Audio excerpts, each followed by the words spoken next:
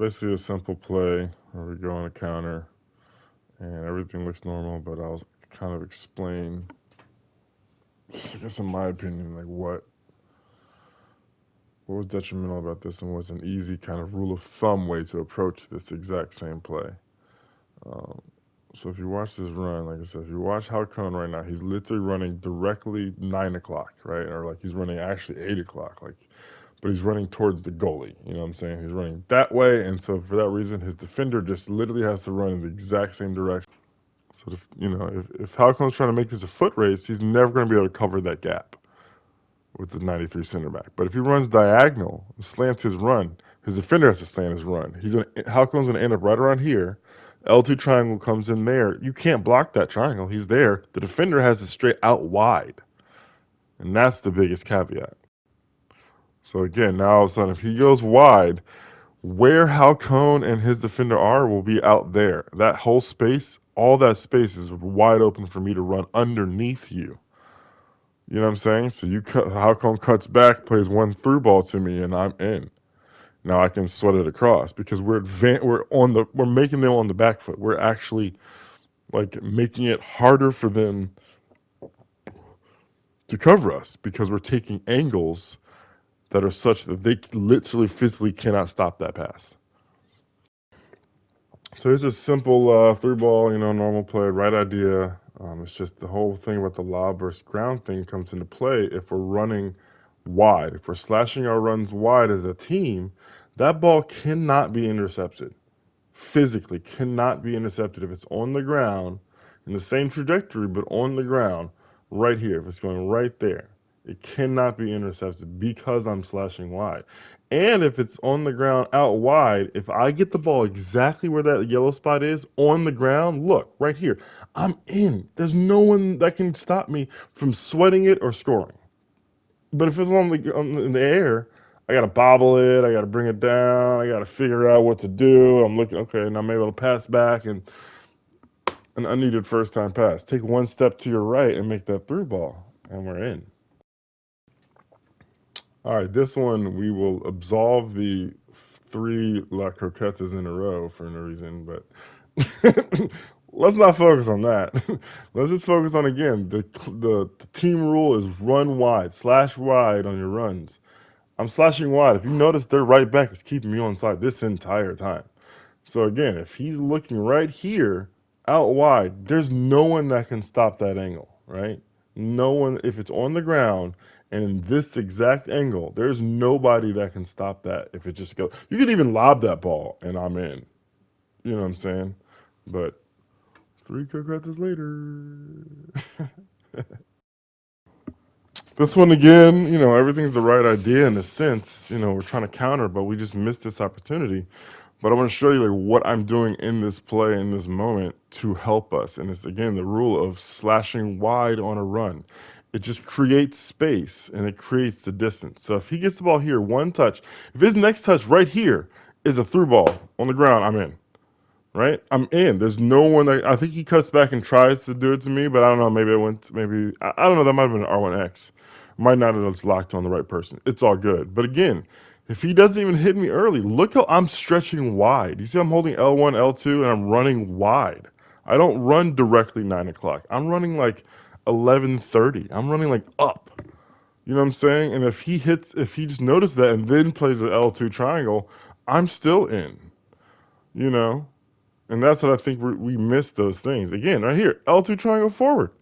But you kind of notice Chavo's run. If you look back and notice this run, does Chavo run wide or does Chavo run towards the goalie? He starts to go towards the goalie because again, our subconscious is like, "Well, I'm in. I just give me the ball. I want to keep running inside."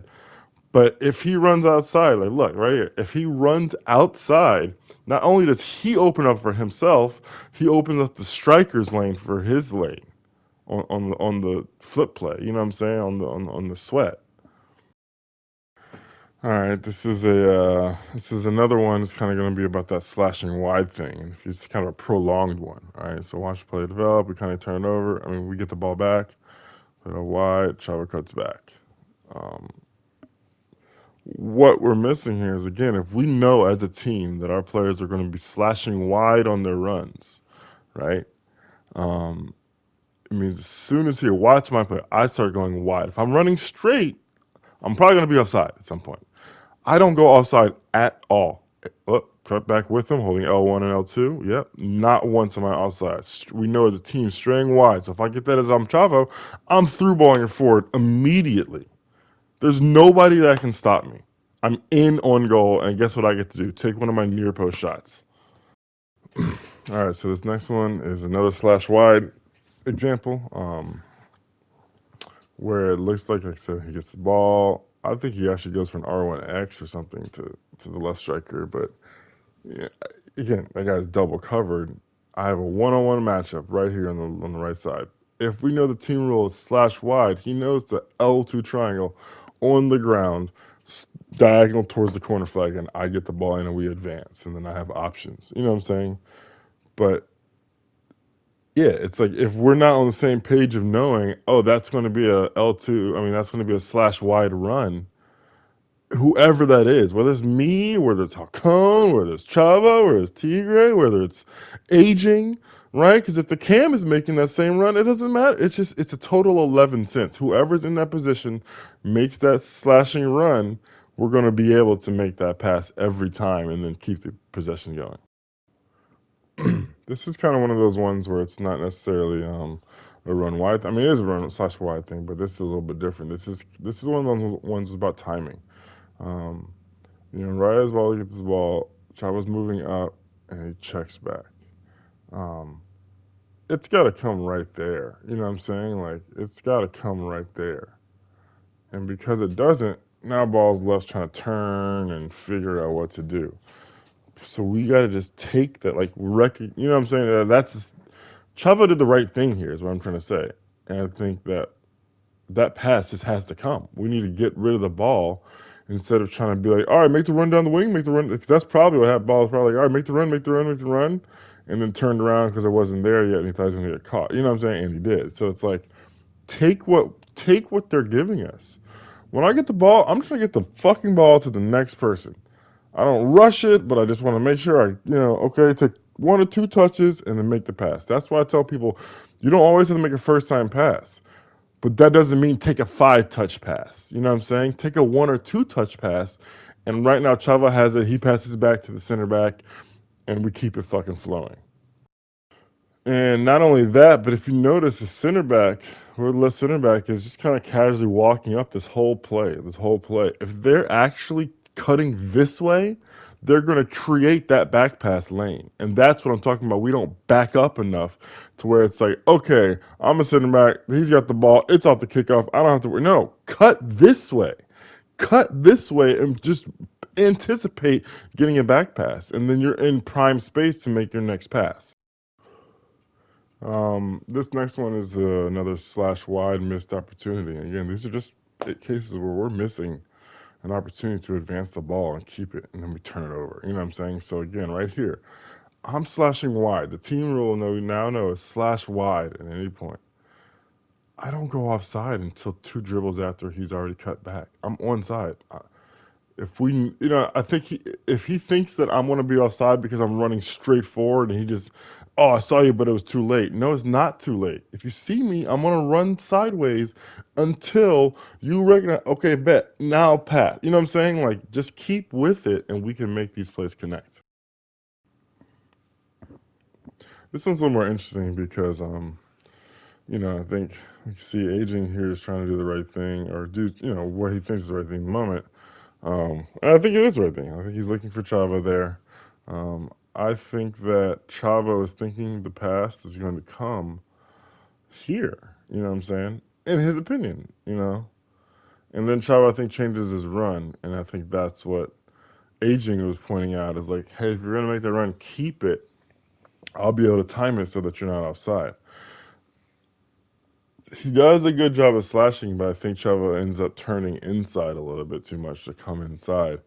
The other thing is that again, if you notice, my run is angled outside to keep myself one side, just in case aging says, nah, I don't have Chavo. I'm gonna hit pulley out wide, right? If I run straight, I'm probably offside if I'm sprinting.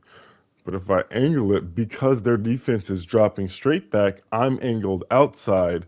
It keeps me on side just as an option. So that's what I'm just saying. The team rule, if everyone's doing it, it's going to create the options and the probability of chance that we do these things, right? This is another you know, team mentality of slashing wide. And it's kind of one where it's like it's still open even later in the play.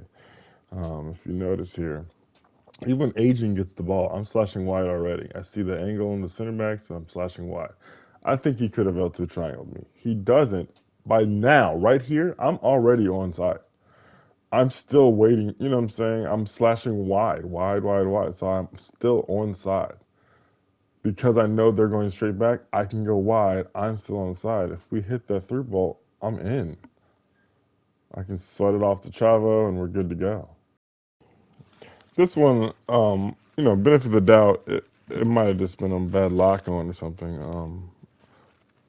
It might be the manual passing thing, but right here, I think it just symbolizes. I think we go for the hero ball too much. So he might have seen me, or he might have seen Chavo, and been trying to make that quick all the way through ball pass. But I think if you just hit a solid X, L1X, L12, whatever's X pass to that man right next to you, we get that ball down the field easier.